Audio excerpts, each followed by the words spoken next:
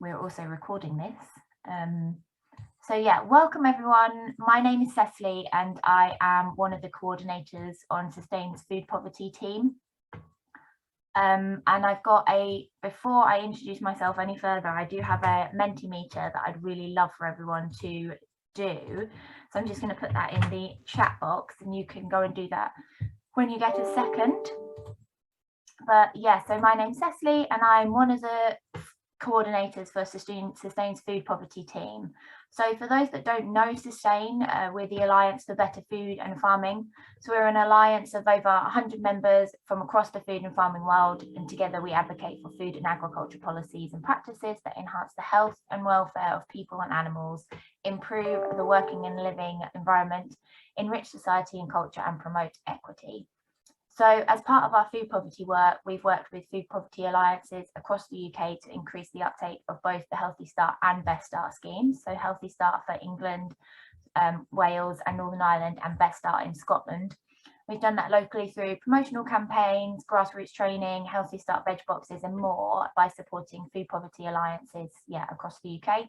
We also run the Rise Up list for practitioners working on Healthy Start to share queries, successes, challenges, etc. So if you're not signed up to that yet, please do so and we'll share the sign up details in the chat.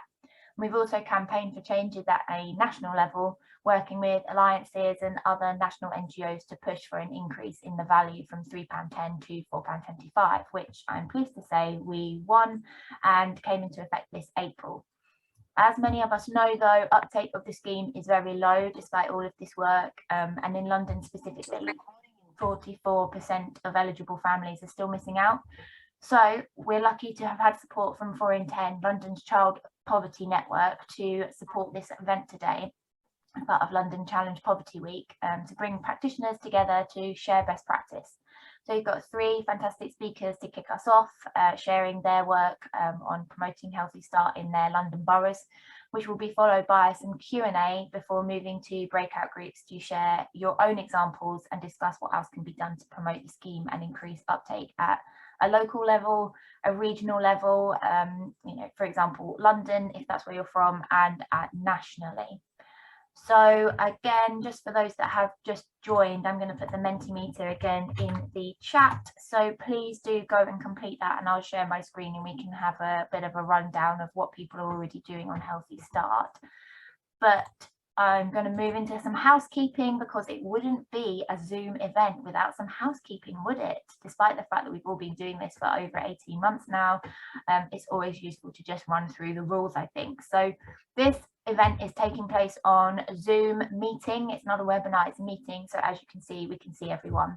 It is being recorded, but only those who speak will be visible in the recording. So if you'd rather not be recorded but want to speak, it's best to turn your camera off, but otherwise it's completely up to you whether you have it on or off. Please remain muted when you're not talking and not in breakout groups, so the speaker can be fully heard. There are quite a few of us today, which is fantastic, all this Healthy Start enthusiasm. So please do use the chat box to say hello and flag any technical issues, or use the raise your hand tool to ask questions and we'll get to you when we can. I have 2 other Sustain members helping me today. So I've got Sophia from the Sustainable Food Places Network and Fran from the Children's Food Campaign too. So there are 3 Sustain reps here that will kind of be helping. I'm the chair, but Sophia and Fran will be helping in the chat box. So if you've got any technical queries that I'm not responding to in the chat, then best to message them. We'll also be checking in on the different breakout groups later. So don't be too alarmed if we suddenly appear in your group. We're just checking in to make sure that you're happy and kind of you don't have any questions. So it would be great to hear who we've got joining us today. You know, we are living in this virtual world, but it doesn't mean that we can't say hello and share where we're calling in from. So please do use the chat box to put your name and organisation and also what you're hoping to get from the session today. And whilst you share that, I will share my screen with the Mentimeter. So yeah, please do put your name, organisation in the chat box, and I will share my Mentimeter for you.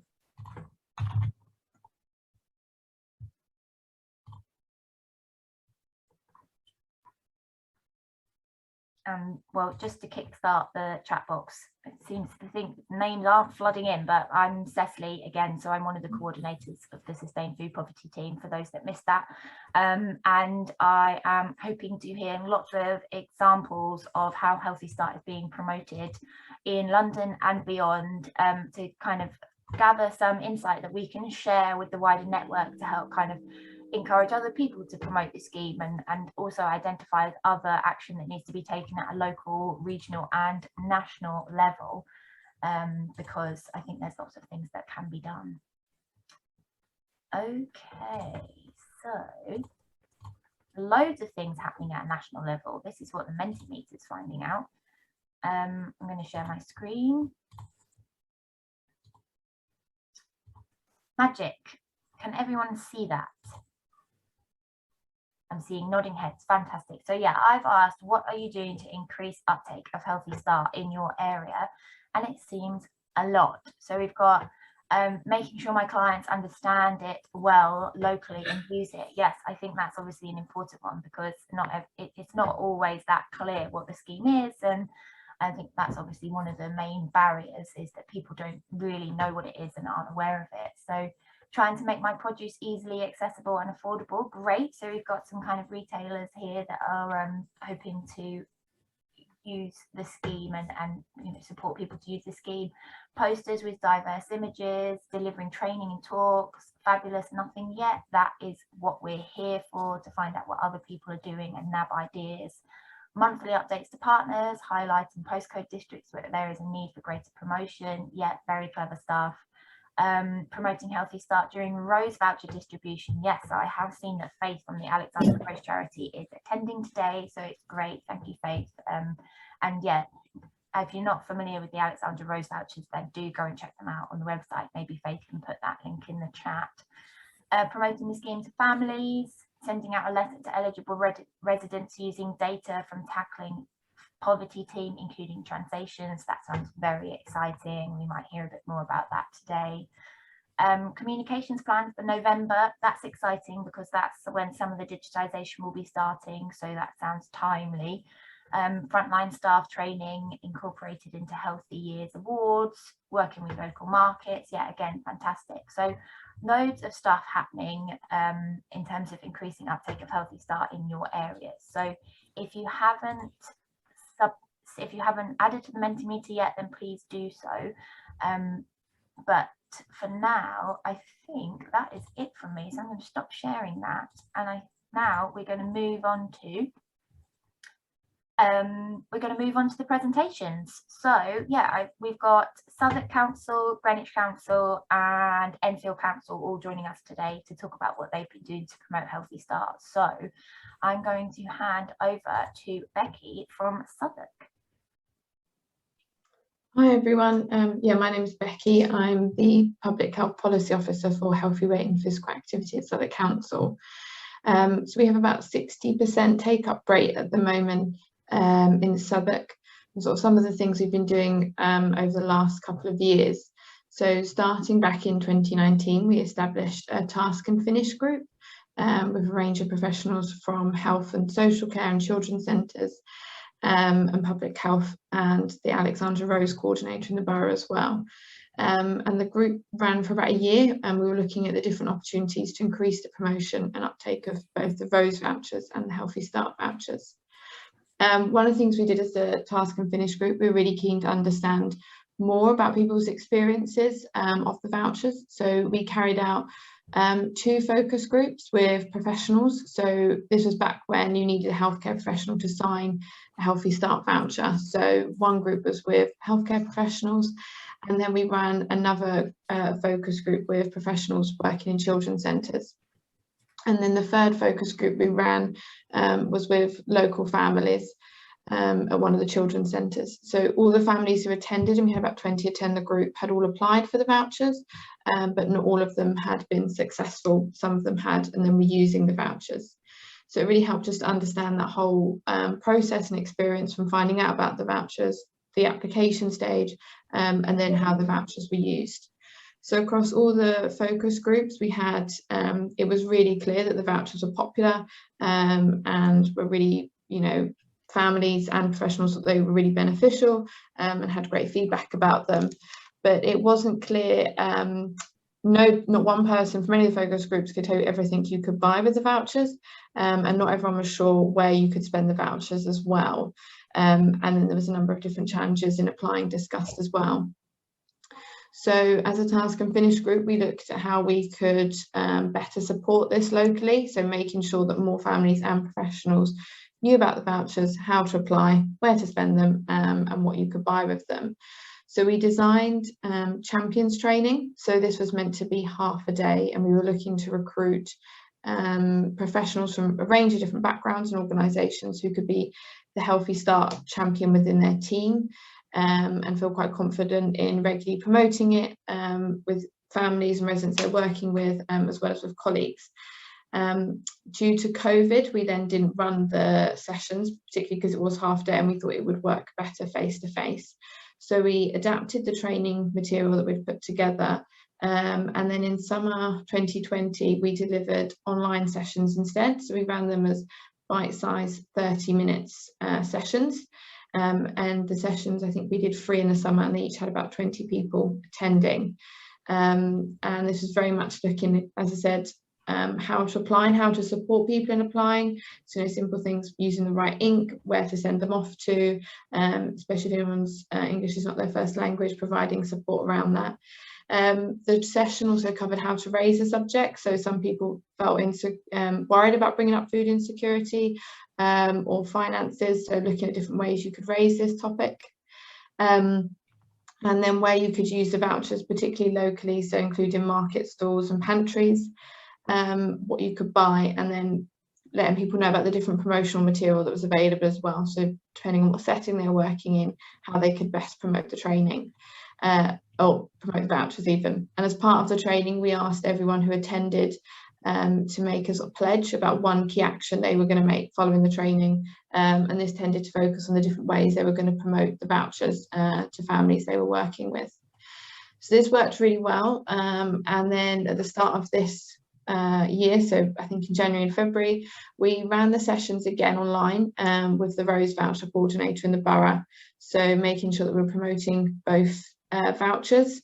And we used some examples in the training of if a family could receive both, how much they'd be entitled for. So we came up with a couple of case studies setting out actually over a year, this is how much the vouchers would be worth to a family, to sort of really demonstrate the impact of them. And we also went to a couple of the different supermarkets in the borough and some of the market stalls that accepted Healthy Start vouchers, and took a picture of what a family could receive for the vouchers as well. And I think this really helps sort of demonstrate again just how much of a difference the vouchers can make to your weekly food shop. So we did the training in the start of this year, as I said, with the Rose voucher coordinator, and this was with the Southwark Food Action Alliance. So they've now got the session online, so you can go onto their website and view it, so we can send that round so that new organisations joining the alliance and volunteers can make sure they've had a listen as well. And following the questions we got as part of the session, and then after, we produced an FAQ sheet as well, which is available on the website to download.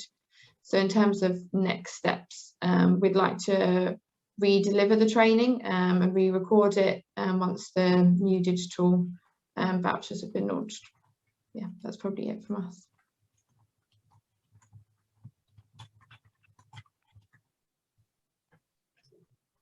Hi everyone. So Cecily's actually had a little bit of technical difficulties. So unfortunately she's had to leave the meeting, and she's going to try and log back in again. But thank you so much, Becky, for that. That was a really thorough analysis of everything that's gone on in Southwark. And I'm just looking through the guide for the next speaker. Was it I think Gillian it's me. speaking next? Yeah. Okay, fantastic. Thank you. Over to you, Gillian. So our uptake is now at 62%, and we're aiming for 80% around this time next year. Some of the needs and barriers in Greenwich.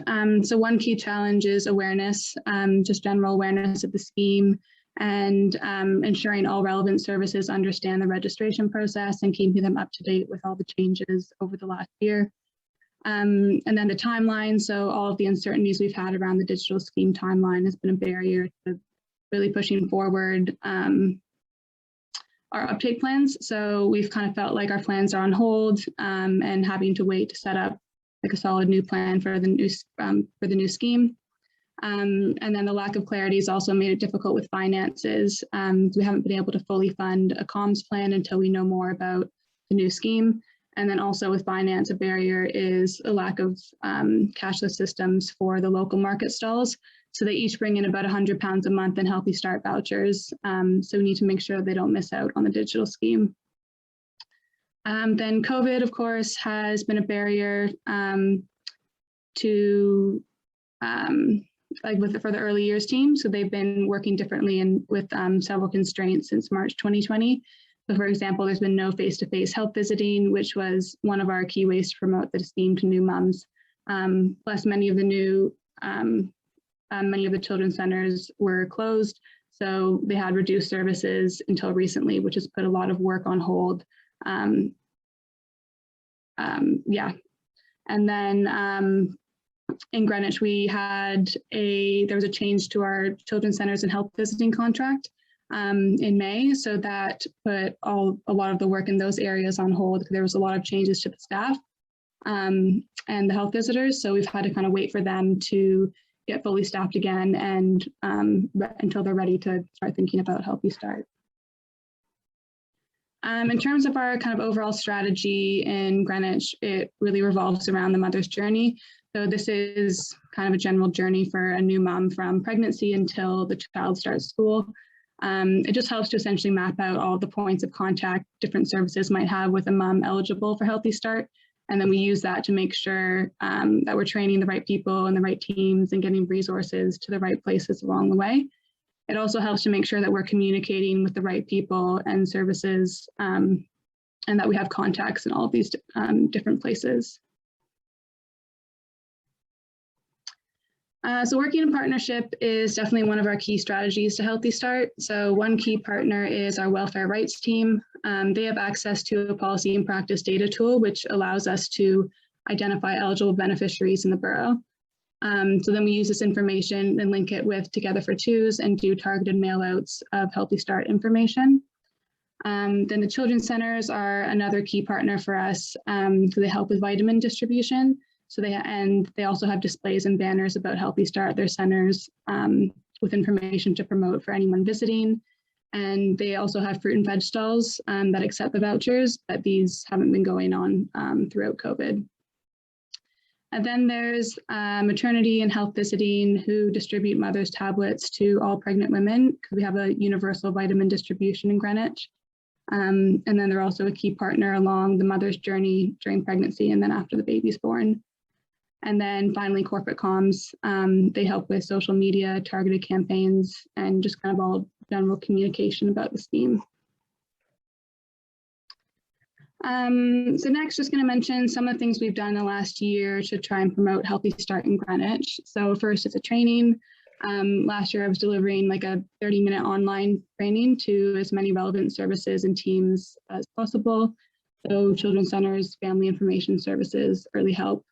I also delivered it to the Greenwich Advice Network that we have. So it's a forum to discuss social welfare law advice issues and share information about services. So that reached about 100 people on a Zoom call one day. And then we make sure that it's included in other training for groups who might have contact with the eligible beneficiaries. So we include Healthy Start in our UNICEF BFI key worker and update training. We also include it with our nutrition training for our Healthy Early Years London settings. So we have a section on what Healthy Start is and how to promote it. And then we also have training on making every opportunity count. So when that's delivered in early year settings, we use examples on Healthy Start. And then we also included it in signposting and referrals training for our holiday providers over the summer.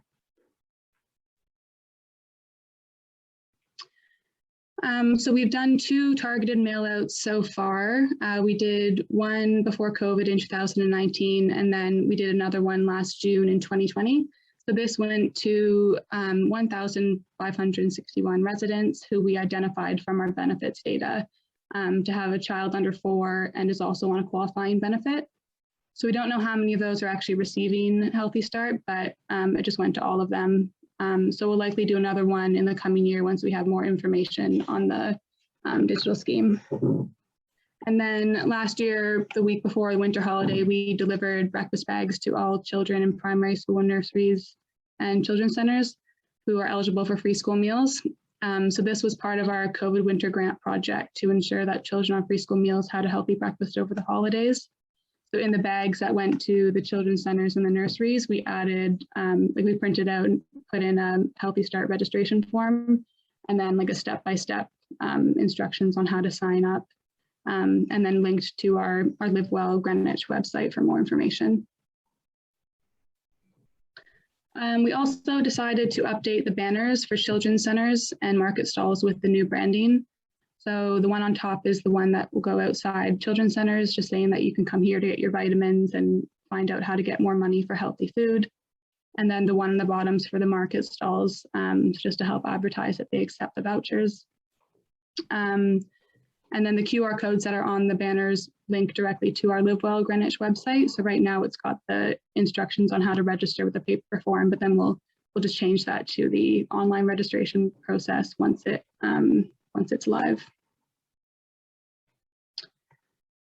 Then we did some targeted social media. So in the last week of March, we ran a 2-week targeted social media campaign. This was timed with the increase of the vouchers. So on the left, you can just see what the post looked like. And the link, the Learn More link, was to our Live Well site with those registration instructions. This went on Facebook and Instagram, and the ad was targeted at adults with interests in parenting, mother care, or child development, and then parents, so new parents, parents with toddlers, and parents with preschoolers. And so the results of those 2 weeks were that the ad had 131,000 impressions. So that's just when it like showed up on someone's timeline.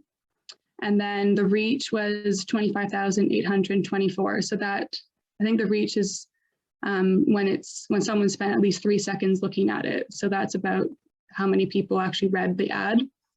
And then the link clicks were 1,362. So that's how many people clicked through to our Live Well Greenwich website.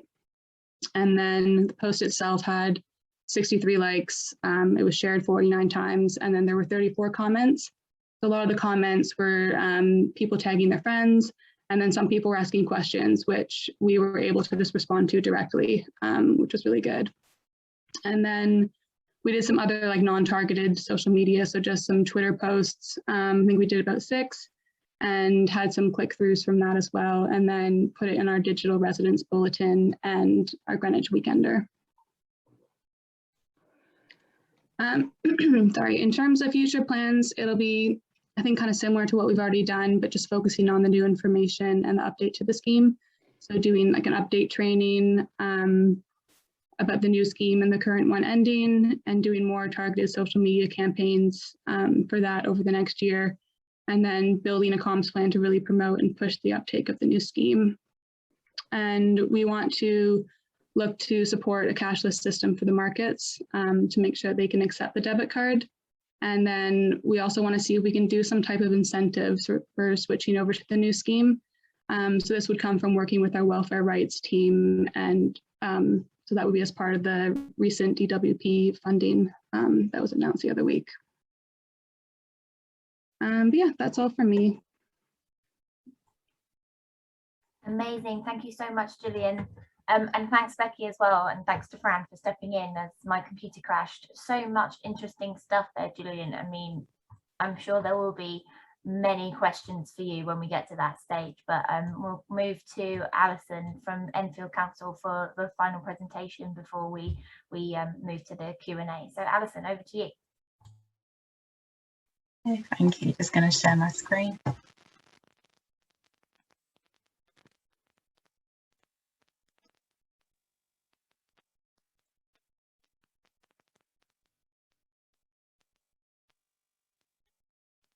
Hopefully you can see that. Is that up there now?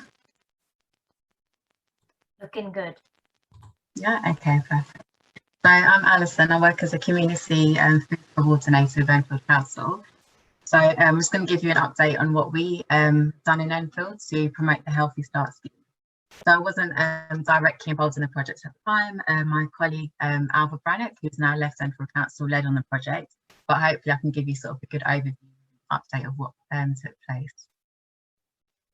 So just to give a bit of background, so at the start of the project, when sort of all the plans were coming together in December, our Healthy Start uptake in Enfield was around 47%.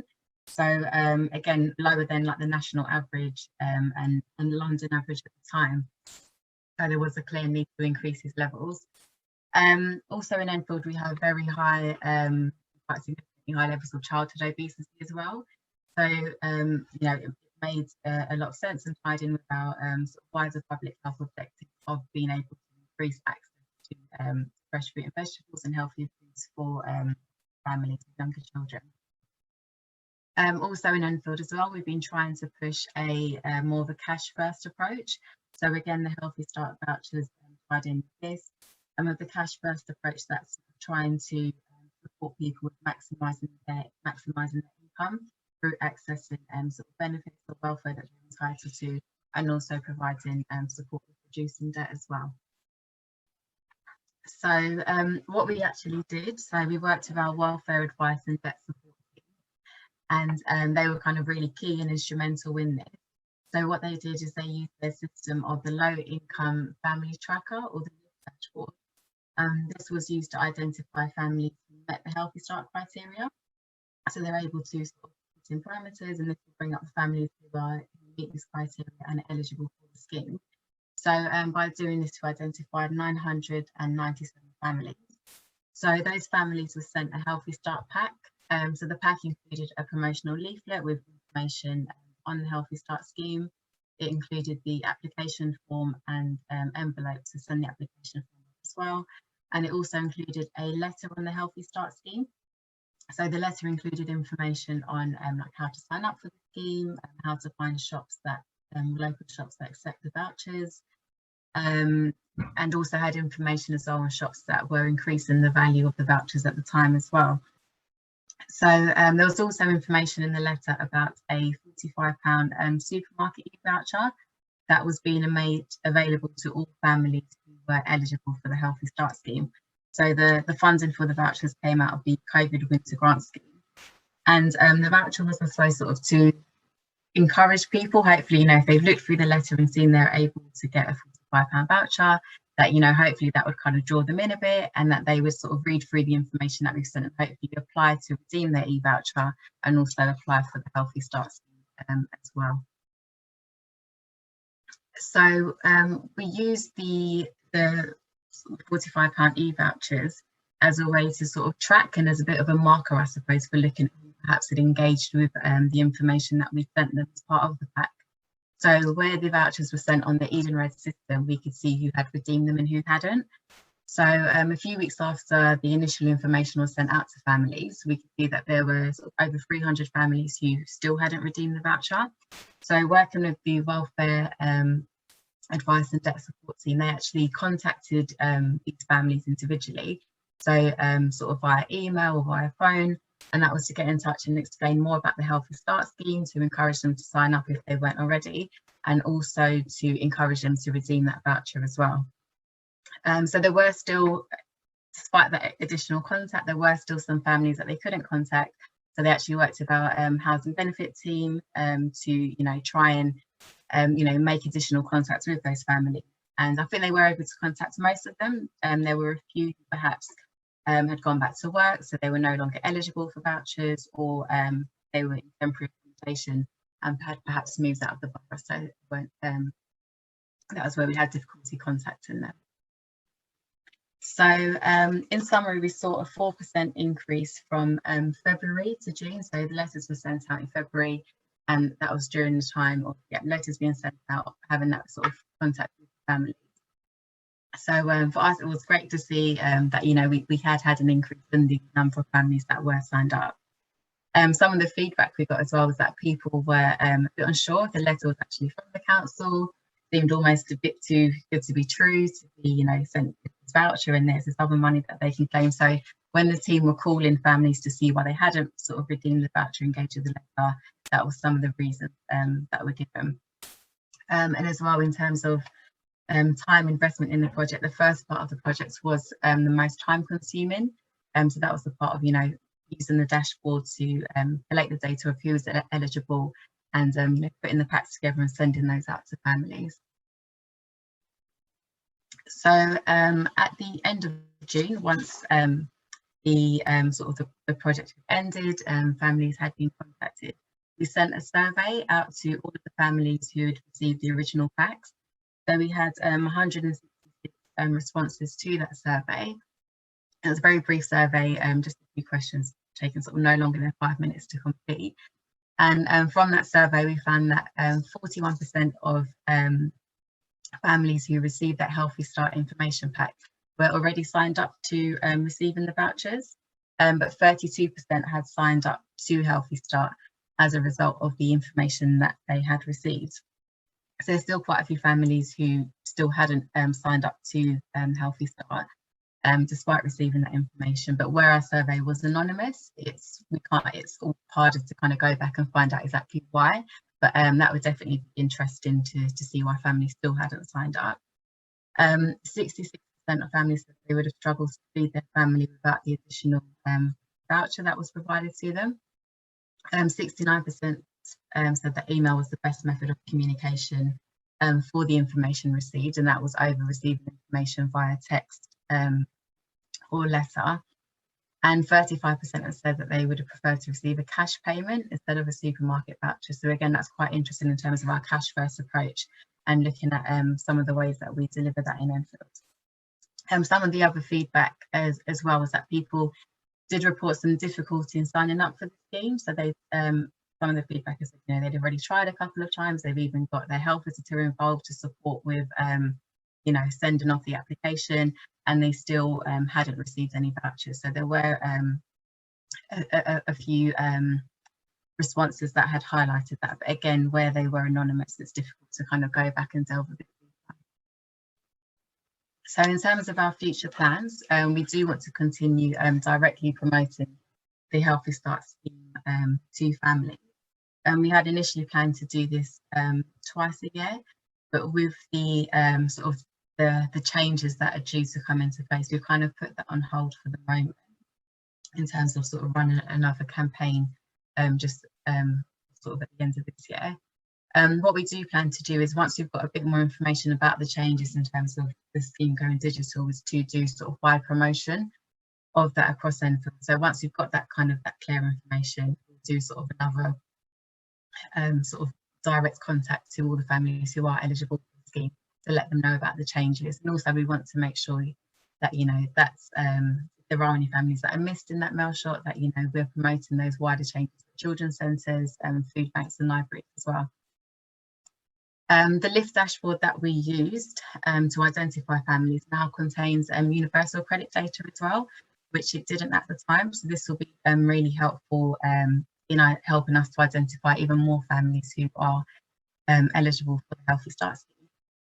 And as well, we want to make sure that we've got our welfare and debt advice support team based at the libraries to help with providing information, with accessing the Healthy Start scheme and any questions that people have.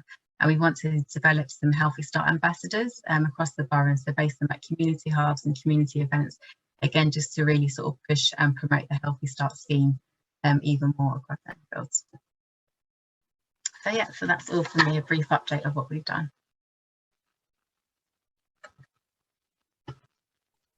A brief but very detailed, very interesting update. Thank you so much, Alison.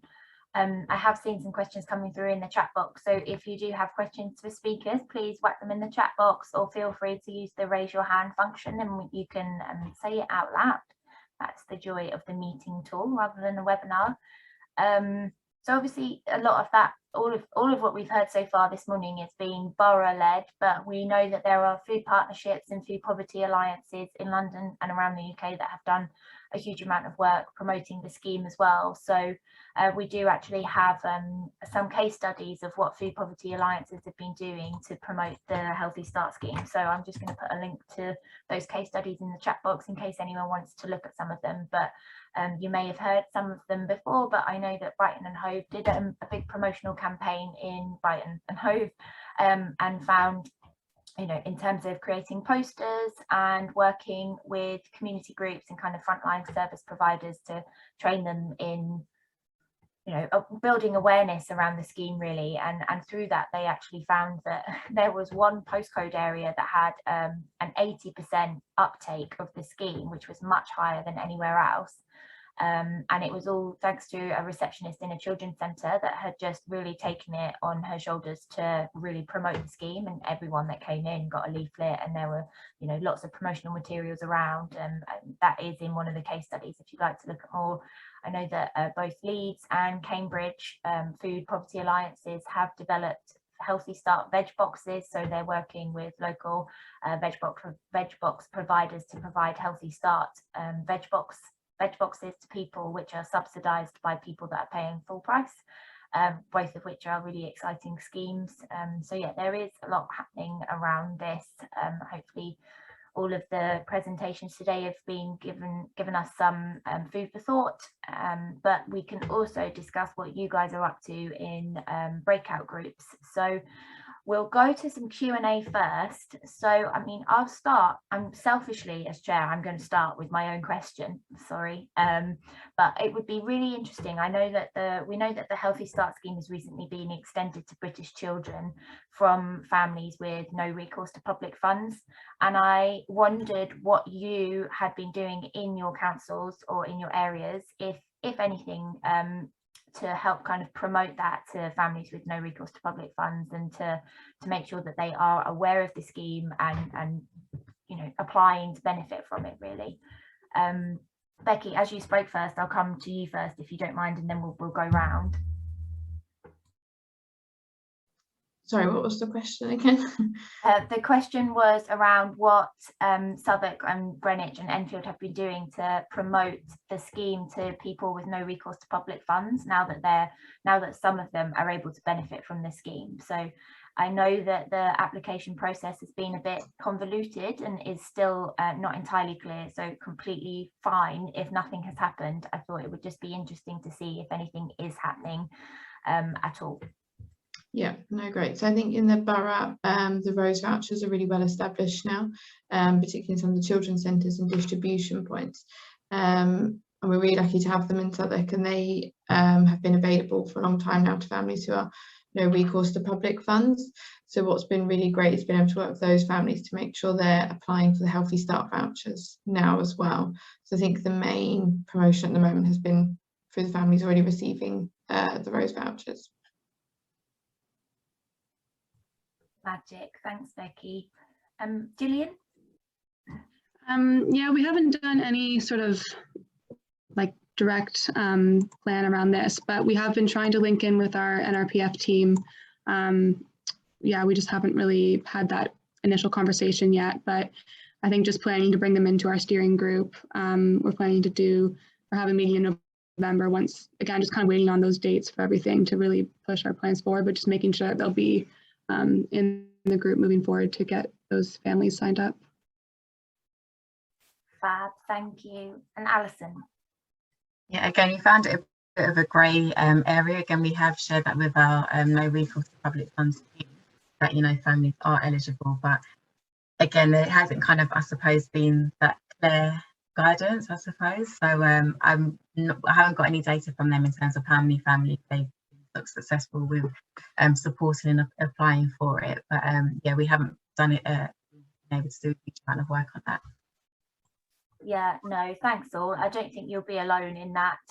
But if anyone on the call does know of anyone that has the condition of no recourse to public funds, but has begun benefiting from the scheme, or has even supported anyone through the process, we'd really love to hear from you and know how that went, because it is of interest to sustain. So yeah, do get in touch with me separately about that. But we do have some questions in the chat that I'll just come to. So we've got one for Alison.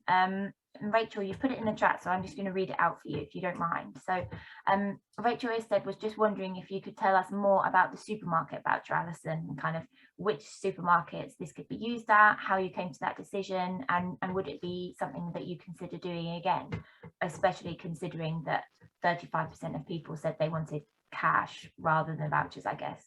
Yeah, so the funding for it came through from the COVID winter support grant. So that's that was great, and being able to allocate some of that funding to families who were eligible for Healthy Start.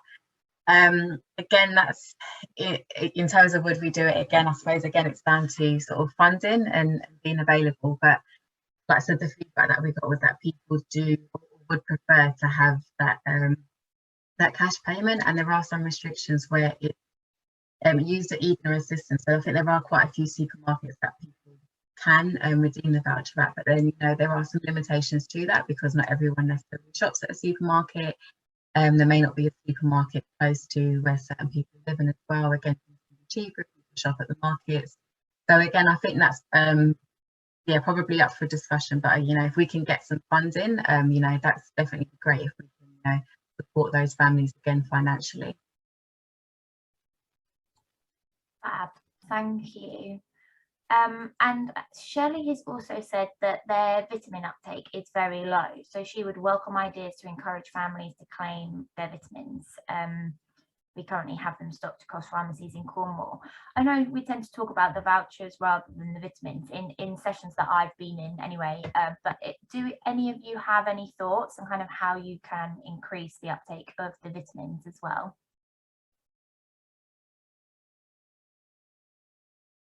Gillian, I know that you kind of talked about the different promotional materials. Yeah, vitamins are always a bit tricky. We do universal vitamins for mothers, so that's I think does kind of help at least get the vitamin out to all pregnant mothers in Greenwich, so that's good. And then for the children's drop-in vitamins, that's through our children's centers. So I think it's just comes down to all that training for children's centers, and just like the example from Brighton and Hove, like just having people really promote it, I guess. Yeah. Yeah, promote is essentially, isn't it? Any other thoughts, Alison or Becky? I know not much from Enfield, to be honest, to add in there. But again, I think, yeah, like I said, it's just that promotion, isn't it, as much as you can, and I suppose getting them in the community places or places that people are actually going in the community as well. Yeah. And obviously, if anyone else on the call has answers to some of these questions, do feel free to use the chat box and have your say, or use the raise your hand tool and and share what you've got to say. This is the joy of a meeting, is that we can hear from other voices. So do if you've got something to say, make your voice heard. Please do keep questions coming in the chat box. I do have a few others for speakers. So one of them is around the digitisation of the scheme. I know some of you talked about this briefly already, but it would just be great to get a kind of summary of two things. One, how you're feeling about the digitisation process and kind of, the opportunities that holds for your work, but also what you're planning around it, really. Because it is coming and it's exciting, but I know that there are challenges with that as well. So yeah, Gillian, you're nodding, so I'm going to you first. Okay.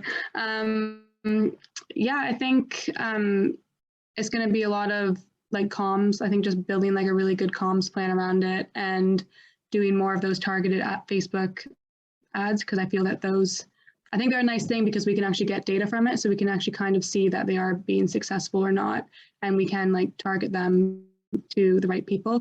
So we'll probably do more of those once like there actually is that direct link to an online registration form, and just really trying to get the message out that the current scheme is ending, you have to switch over to the new one. I think that's going to be the biggest challenge. It's that people actually have to switch over. So I think we're a little bit worried about that part of it and how many families we might lose, because March isn't really that far away and we still don't actually know we still don't actually know any of the process or exact times yet. But yeah, I think just, really trying to get the messages out far and wide across Greenwich to all of our teams, and then updating them on all the changes through training. And hopefully there'll be some national resources that we can use to do that. Yep, fingers crossed for the national resources. Yeah. I know that the NHS team have developed a set of communication materials that they plan to share with us via the showcases and stuff that will be available on their website to download as well, so we can use that as part of promotion. But it sure would be good to get some government leadership on that as well. So yeah. Alison, Becky, anything else to add on digitisation? No, I think just also waiting for the date, and then we'd like to, as I mentioned earlier, redo our training so that we can get the message out to as many people about the new sign-up process.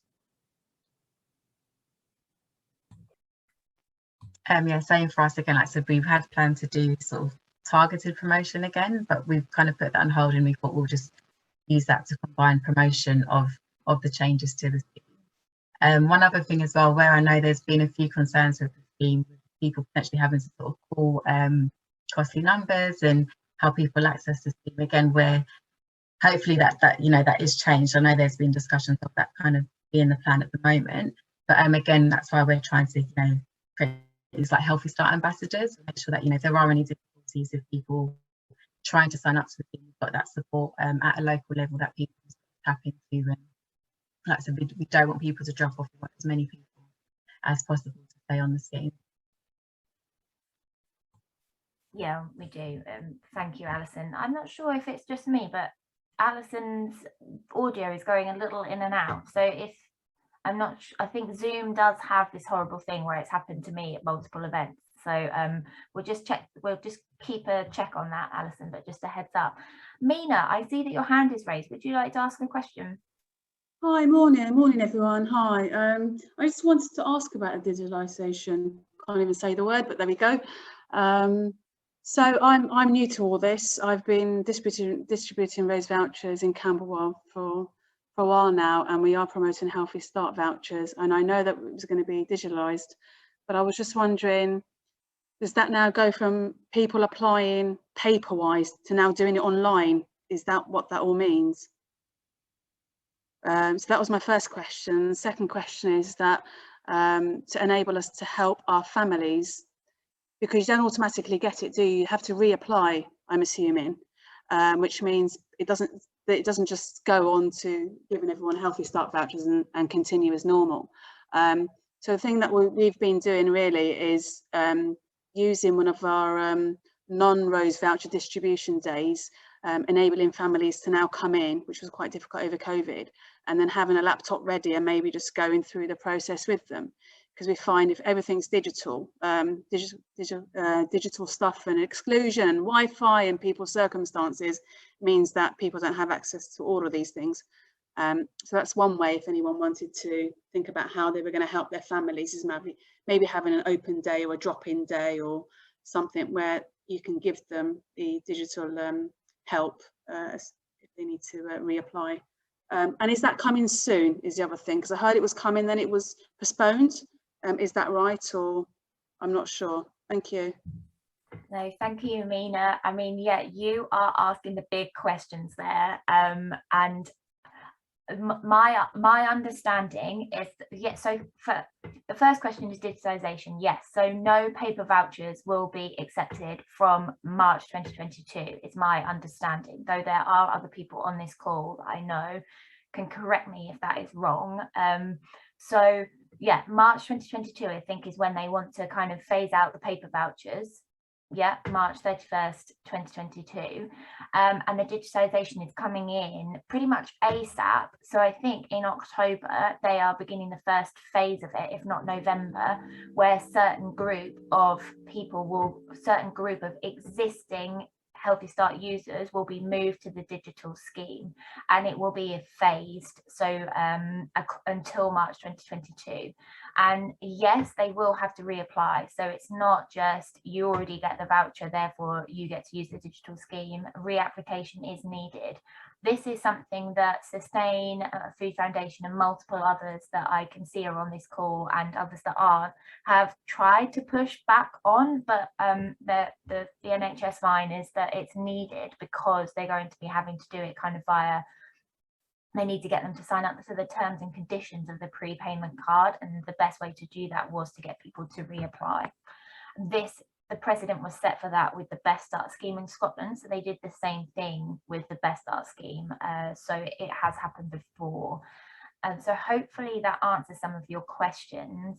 The best place to get information on this is the NHS Healthy Start showcases, which usually happen once a month but have become a bit sporadic due to capacity, I imagine, and the various unknowns. Yes, and someone's just put in the chat that it's women on child tax credit first, and I know that there was an email that went around the Healthy Start Rise Up list just about that this morning. So yeah, it is a little confusing, but the Healthy Start Rise Up list that Sustain coordinate is a really helpful place to ask these questions. So if you ever think, oh, you know, I'm doing this bit of work but I actually don't know the timelines, just fire off an email to that group, and people will get back to you, sometimes within minutes. It's very impressive. So yes, hopefully that answers your question, Mina, but if anything else pops up, then yeah, do keep your hand raised. Thank you. Cool. I think we're kind of getting there on the questions front, so I might move us into breakout groups unless anyone's, oh, Rachel, hi, you've got your hand up, go for it. Oh, hi, sorry. I might have missed it from what you just said there, but I just wanted to double check, because I know at one point there was discussion at the showcases about, yes, this sort of phase approach, but then a sort of regional approach as well. And I don't know if anyone, yeah, sort of has any more clarity on that, if it's still going to be sort of region by region, and yeah. Nope. Oh, go for it. It's I don't have an answer for that one. That is something it sounds like I've completely missed. But I know that we have the Food Foundation on the line. So Rebecca, I know that you're the queen of Healthy Start in many ways. So I don't know whether you have an answer to that one. I think you're vastly over-egging my knowledge, Cecily. I think the confusion might have arisen because originally there was talk of taking a postcode-led approach to rolling out digitisation, but that seems to have been dropped. So I think in the last couple of showcases, the NHS have pretty much implied that they've dropped that, and instead they're going to phase it, starting with child tax credit recipients. So as far as I know, there's no plan involving postcodes or regions, but I could be wrong. Okay, thank you. Yeah, and obviously the NHS team are available on their email address, which I can put in the chat box as well. So if you don't get the current invites to the showcase, it's the best email address to contact is them. And if you've got direct questions about any of this, hopefully they'll get back to you. Yeah, as I say, this is a useful space to talk through some of those queries because it is undeniably confusing and quite frustrating. So yeah, we are in this together and hopefully we'll get some clarity soon. But I did start this role in September 2020 and I'm still confused. Welcome. It's interesting to see the trickle of people return. Some of you were clearly having great conversations, which is fantastic, and hopefully we can hear rough summaries of those now with a brief feedback session. So yeah, hopefully you all found that useful and were kind of able to make some new connections, share challenges, share opportunities, and discuss what might be needed regionally, locally, and nationally. It would be great to hear some of what you discussed. So if you don't mind, I might ask a few people to share kind of what was discussed in your groups. Now, for ease, I am going to go to sustainers that were in the group, if possible. If you've got any kind of headline discussion points, it would be great to hear them. So Sophia, do you mind sharing a few things, please? Yeah, sure. I think everyone in my group agreed that it was great to be in a breakout group and have proper time to discuss success stories, barriers, which were common from what people were saying. I would just highlight a few things. We didn't quite go into what can be done at a regional level or at a national level, because people were keen to discuss barriers and opportunities. But in terms of some of the barriers, they were really about maybe professionals still not being aware of the scheme, and things that then could be done to make sure everyone is aware. And a good suggestion that I haven't heard before, I think it's worth highlighting for everyone. Someone was saying about, apologies, I missed the intros at the beginning, so I don't know where you're from, was introduction of awareness of Healthy Start on healthy eating model for midwives starting at uni, for example. This seemed quite helpful for others. A package of information going to local councillors for them to take to ward meetings to reach more people. Understand the barriers for parents. So places have done webinars and surveys to parents to understand the barriers, to better help them. So quite a lot of useful ideas that are working at the local level that maybe other areas can try. There was quite a lot of interest from food banks, which might be common in other areas. And like something that, again, worth highlighting, you don't have to reinvent the wheel. If you have materials, the most useful thing you can do is to link up with settings that have contact with beneficiaries and make sure they receive all the information regarding the rollout of the digitalization process to ensure people don't miss out. And this includes a wide range of organizations, from organizations guaranteeing temporary accommodation to people, early start teams, GPs, pharmacies, religious organizations, food banks, etc. So I hope this was a useful summary. I have been writing down in the Miro board, and I think this will be a useful tool to share with everyone. Yeah, thank you so much, Sophia. Loads of exciting ideas there. I love the kind of midwifery one. That makes so much sense. It's so nice to be able to kind of sit in a virtual room and do this kind of brainstorming. It's important. So yeah, thank you so much all for sharing that. Fran, anything from your group? Hello, yes. In our group, we similarly were spending a lot of time talking through the barriers and the opportunities, and we also were spending a lot of time exchanging emails and making new contacts. So we didn't quite move on to the rest of the exercise, unfortunately. But in terms of adding to what Sophia's already said, we were thinking the barriers included things like the closure of children's centres as well, that the antenatal appointments are already very busy. There's already lots of time pressure on people in those meetings. They actually have lots of things they have to get through and possibly can't fit this in, as well as a kind of thorough description of how the Healthy Start voucher scheme works. And there was also a difficulty linking up how to apply for vouchers and make sure they have more value, because it feels like both of those things really need to be taking place so that it can be a really effective scheme.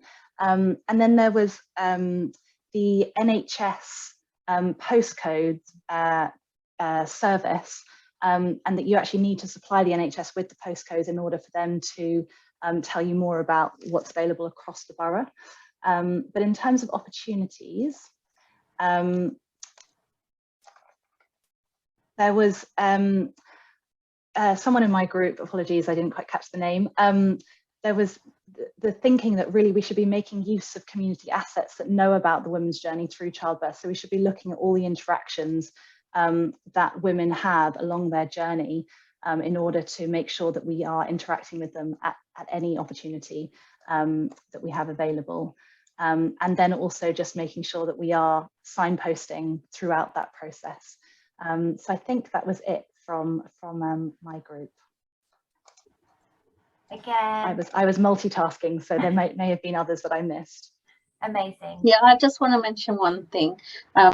We ran out of time, so we didn't discuss it properly, but I mentioned about the early learning grant. So 2-year-olds get if they're, from a family on a low income, they would get a 15-hour place in a nursery. So all the parents who have children who are getting the grant, they're already eligible for Healthy Start vouchers because the criteria is the same.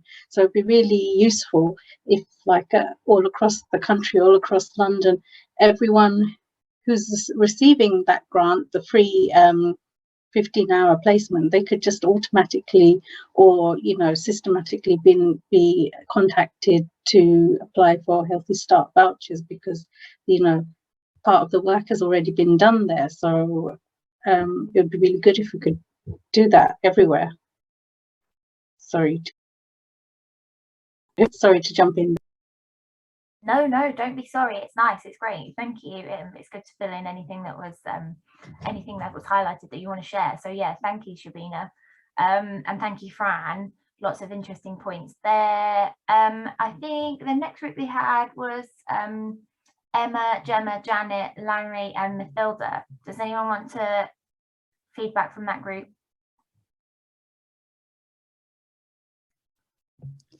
I'm happy to. I've got a bit of a cough, so hopefully I won't go off into a bit of a coughing fit. Some of the things we spoke about, so yeah, I think a few of them have been mentioned, things like closure of children's centres being a barrier. We spoke about sort of hard to reach families, if we need to have resources and comms in different languages. The paid phone line, obviously that's a barrier, which I know, Cecily, you're very passionate about. And then, I'm just trying to think off the top of my head without the mirror in front of me. My memory is terrible. What else did we say? Something I mentioned just on a national level, I don't know, this is a bit ambitious, but I think we have a really good opportunity with the whole kind of Marcus Rashford campaign. And he's, done so much to promote free school meals. And, people who maybe wouldn't have known about that, who don't work in the kind of area of, early years or educational health, everyone knows about that because he's so famous, has such a high reach. And he recently, I think, did a response to the National Food Strategy, kind of making his suggestions for, what the government should try and implement. And one of them was around extending the Healthy Start scheme. And I just think if the Central Healthy Start scheme were able to link up with him and do some sort of campaign, like a campaign video or an Instagram post, I just think about how much reach that could potentially have. I know that's a little bit, probably a bit ambitious, but I do think social media has a lot of power, and you could just reach so many people. There could be so much shared from that if that was able to happen. Anyone else from my group? Oh, I've gone blank. I can't remember anything else now. The board's gone. I've got the board in front of me, so I'll. Thanks, Emma. So some of the other stuff we talked about is around like the mismessaging that we've had, like because the information's been so like back and forward, it meant that people have been passing on the wrong information to clients, which really isn't great. We also mentioned about a great opportunity would be, where is all the money gone that hasn't been claimed? Like, it would be great to know what that's being spent on. Surely that could be spent on one of these like dream campaigns that we're all talking about. It would be good to know how much money's there and what it's being used for instead. Other things we spoke about in terms of like a regional level, they'll be having more specific data, so like on a ward basis, just to help us kind of understand which communities are most in need. And then on top of the ambassador campaign that Matilda's told us about, there's other things around like the resources, if we could have them translated, if we could have more like incentivized training to make sure that more people knew about it. I think, yeah, there's a lot of opportunities on different scales. Oh, one more thing I just wanted to add as well. We spoke about potentially if there's any potential for sharing resources, in particular things like Healthy Start training. I don't know, I really just don't believe in like reinventing the wheel, like every single area coming up with like a separate training. Like if I had a specific resource, I'd be happy to share it. And if anyone has got maybe like a kind of generic Healthy Start training they've used of professionals and that, they're willing to maybe share, remove logos and sort of local data, but that would be really helpful because obviously we're all trying to work towards the same thing and it would just save a lot of time and money, basically. Yeah, no, I think that's a really good idea, and that's where the NHS, where our Rise Up list could be really helpful, putting a request out there saying we want to do training and people can send their ideas back, but it's such a good idea. Someone has also, obviously we just mentioned ward data, and Sophia's asked in the chat whether that is available. I think that is available. I think it just requires an additional request to the NHS team, because my understanding is that Brighton and Hove were able to go down to kind of ward level, which is where they found that one postcode area had an 80% uptake, whereas no one else did. So it is available, but I think it just requires an extra request to the NHS team.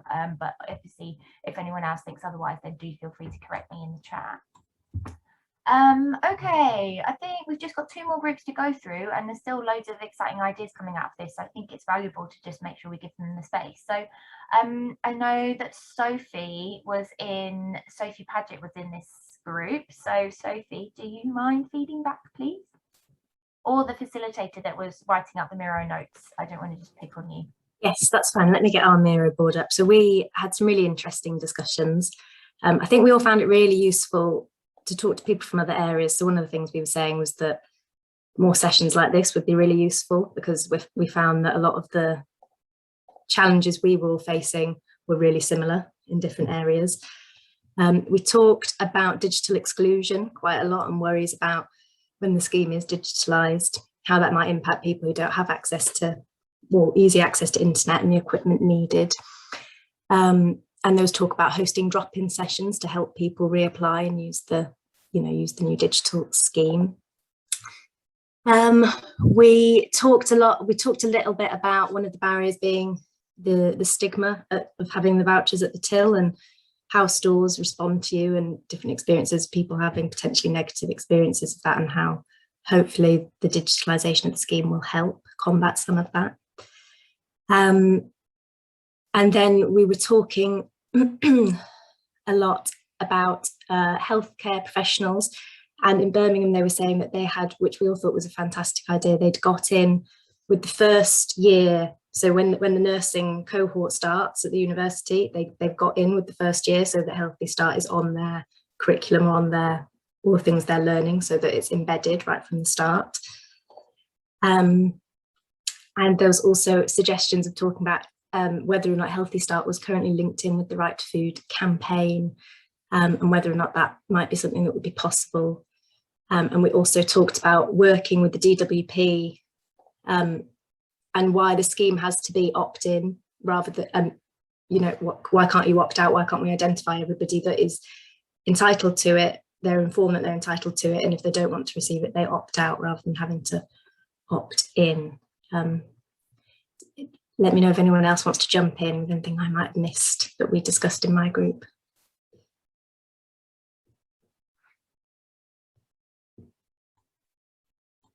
Silence.